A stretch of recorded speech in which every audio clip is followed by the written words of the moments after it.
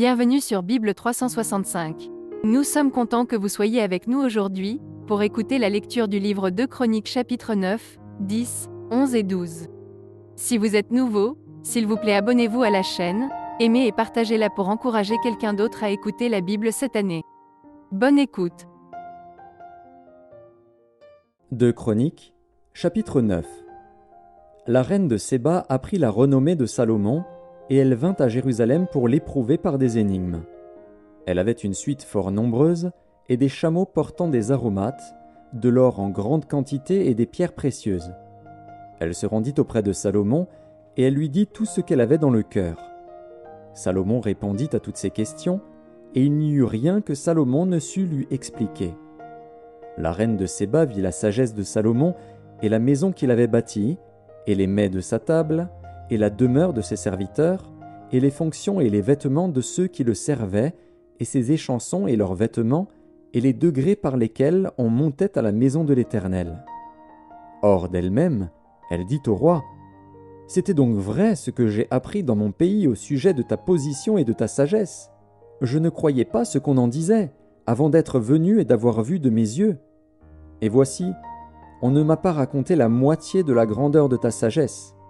Tu surpasses ce que la renommée m'a fait connaître. Heureux tes gens, heureux tes serviteurs, qui sont continuellement devant toi et qui entendent ta sagesse. Béni soit l'Éternel, ton Dieu, qui t'a accordé la faveur de te placer sur son trône comme roi pour l'Éternel, ton Dieu. C'est parce que ton Dieu aime Israël et veut le faire subsister à toujours qu'il t'a établi roi sur lui pour que tu fasses droit et justice. Elle donna au roi 120 talents d'or, une très grande quantité d'aromates et des pierres précieuses.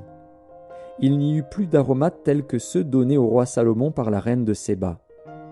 Les serviteurs de Huram et les serviteurs de Salomon, qui apportèrent de l'or d'Ophir, amenèrent aussi du bois de santal et des pierres précieuses. Le roi fit avec le bois de santal des escaliers pour la maison de l'Éternel et pour la maison du roi, et des harpes et des luttes pour les chantres. On n'en avait pas vu de semblable auparavant dans le pays de Juda. Le roi Salomon donna à la reine de Séba tout ce qu'elle désira, ce qu'elle demanda, plus qu'elle n'avait apporté au roi. Puis elle s'en retourna et alla dans son pays, elle et ses serviteurs. Le poids de l'or qui arrivait chaque année à Salomon était de 666 talents d'or, outre ce qu'il retirait des négociants et des marchands qui en apportaient, de tous les rois d'Arabie et des gouverneurs du pays, qui apportaient de l'or et de l'argent à Salomon. Le roi Salomon fit 200 grands boucliers d'or battus, pour chacun desquels il employa 600 cycles d'or battus, et 300 autres boucliers d'or battus, pour chacun desquels il employa 300 cycles d'or. Et le roi les mit dans la maison de la forêt du Liban. Le roi fit un grand trône d'ivoire, et le couvrit d'or pur. Ce trône avait 6 degrés, et un marchepied d'or attenant au trône. Il y avait des bras de chaque côté du siège. 2 lions étaient près des bras, et 12 lions sur les 6 degrés de part et d'autre. Il ne s'est rien fait de pareil pour aucun royaume. Toutes les coupes du roi Salomon étaient d'or, et toute la vaisselle de la maison de la forêt du Liban était d'or pur. Rien n'était d'argent, on n'en faisait aucun cas du temps de Salomon. Car le roi avait des navires de Tarsis naviguant avec les serviteurs de Huram. Et tous les 3 ans arrivaient les navires de Tarsis, apportant de l'or et de l'argent, de l'ivoire, des singes et des paons. Le roi Salomon fut plus grand que tous les rois de la terre par les richesses et par la sagesse. Tous les rois de la terre cherchaient à voir Salomon pour entendre la sagesse que Dieu avait mise dans son cœur. Et chacun d'eux apportait son présent, des objets d'argent et des objets d'or, des vêtements, des armes, des aromates, des chevaux et des mulets, et il en était ainsi chaque année. Salomon avait 4000 crèches pour les chevaux destinés à ses chars, et 12 000 cavaliers qu'il plaça dans les villes où il tenait ses chars et à Jérusalem près du roi.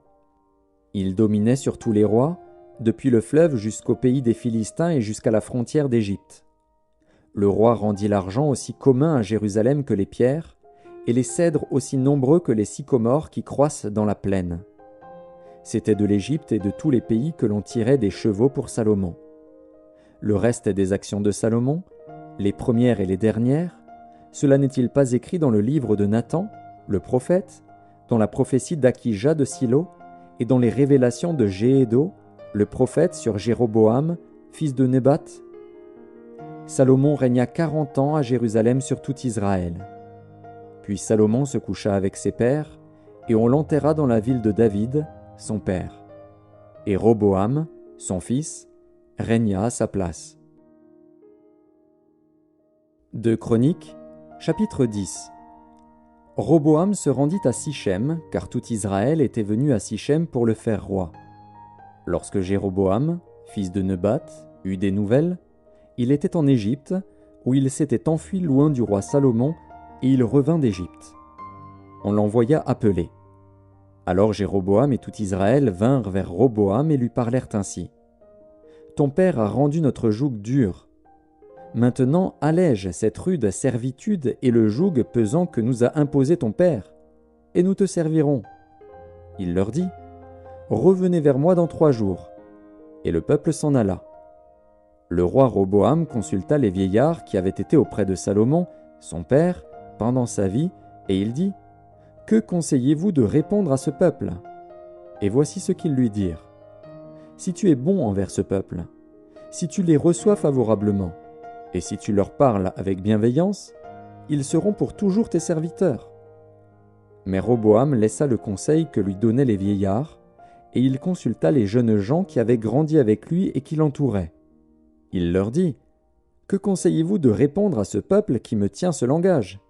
Allège le joug que nous a imposé ton père. » Et voici ce que lui dirent les jeunes gens qui avaient grandi avec lui. « Tu parleras ainsi à ce peuple qui t'a tenu ce langage. Ton père a rendu notre joug pesant, et toi, allège-le nous. Tu leur parleras ainsi.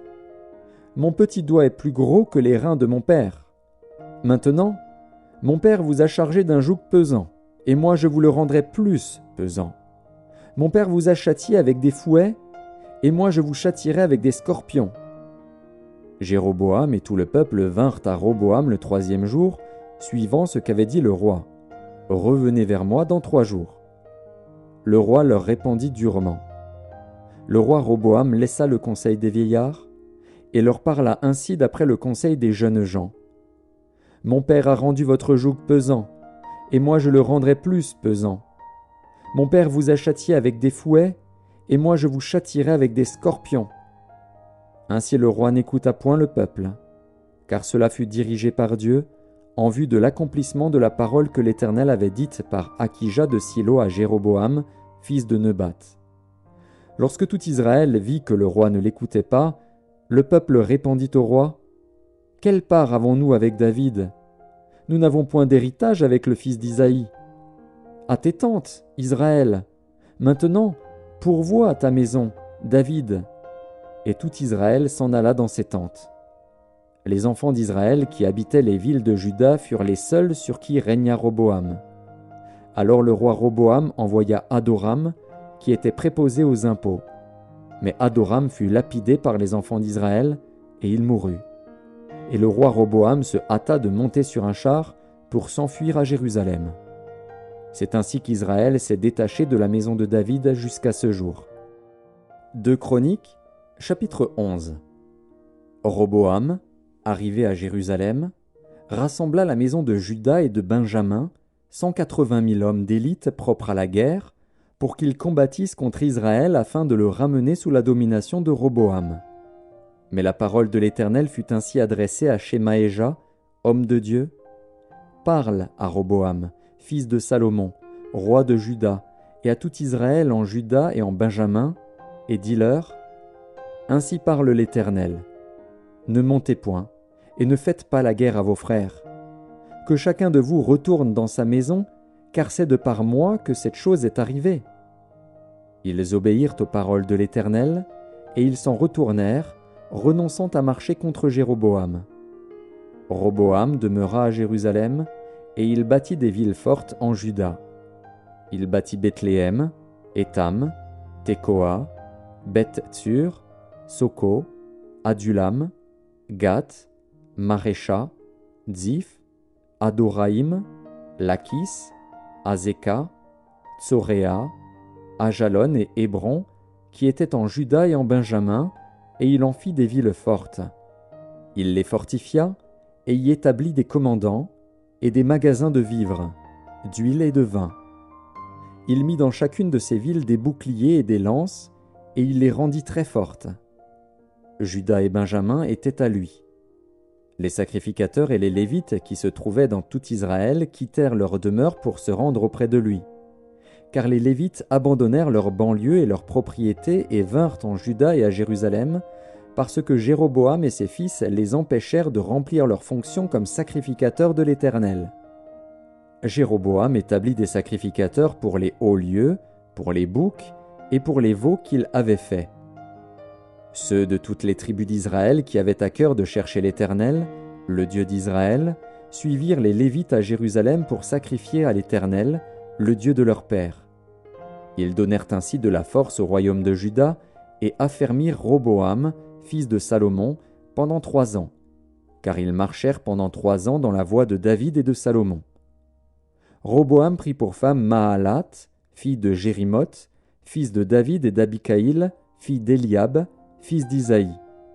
Elle lui enfanta des fils, Josh, Shemaria et Zaham. Après elle, il prit Maaka, fille d'Absalom. Elle lui enfanta Abijah, Ataï, Ziza et Shélomis. Roboam aimait Maaka, fille d'Absalom, plus que toutes ses femmes et ses concubines, car il eut 18 femmes et 60 concubines, et il engendra 28 fils et 60 filles. Roboam donna le premier rang à Abijah, fils de Maaka, et l'établit chef parmi ses frères, car il voulait le faire roi. Il agit avec habileté en dispersant tous ses fils dans toutes les contrées de Juda et de Benjamin, dans toutes les villes fortes. Il leur fournit des vivres en abondance et demanda pour eux une multitude de femmes. 2 Chroniques, chapitre 12. Lorsque Roboam se fut affermi dans son royaume et qu'il eut acquis de la force, il abandonna la loi de l'Éternel, et tout Israël l'abandonna avec lui. La 5e année du règne de Roboam, Shishak, roi d'Égypte, monta contre Jérusalem, parce qu'ils avaient péché contre l'Éternel. Il avait 1200 chars et 60 000 cavaliers. Et il vint d'Égypte avec lui un peuple innombrable, des Libyens, des Sukiens et des Éthiopiens. Il prit les villes fortes qui appartenaient à Juda et arriva jusqu'à Jérusalem. Alors Shemaéja, le prophète, se rendit auprès de Roboam et des chefs de Juda qui s'étaient retirés dans Jérusalem à l'approche de Shishak, et il leur dit : « Ainsi parle l'Éternel. Vous m'avez abandonné, je vous abandonne aussi, et je vous livre entre les mains de Shishak. » Les chefs d'Israël et le roi s'humilièrent et dirent : « L'Éternel est juste. » Et quand l'Éternel vit qu'il s'humiliait, la parole de l'Éternel fut ainsi adressée à Shemaéja. Ils se sont humiliés, je ne les détruirai pas, je ne tarderai pas à les secourir, et ma colère ne se répandra pas sur Jérusalem par Shishak. Mais ils lui seront assujettis, et ils sauront ce que c'est que me servir ou servir les royaumes des autres pays. Shishak, roi d'Égypte, monta contre Jérusalem. Il prit les trésors de la maison de l'Éternel et les trésors de la maison du roi, il prit tout. Il prit les boucliers d'or que Salomon avait faits. Le roi Roboam fit à leur place des boucliers d'airain, et il les remit aux soins des chefs des coureurs qui gardaient l'entrée de la maison du roi.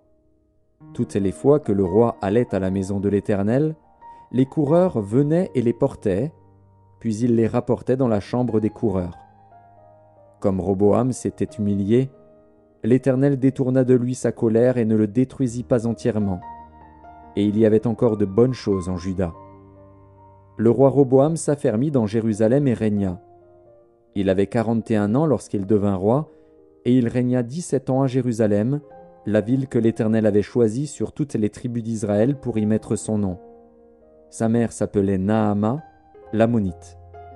Il fit le mal, parce qu'il n'appliqua pas son cœur à chercher l'Éternel.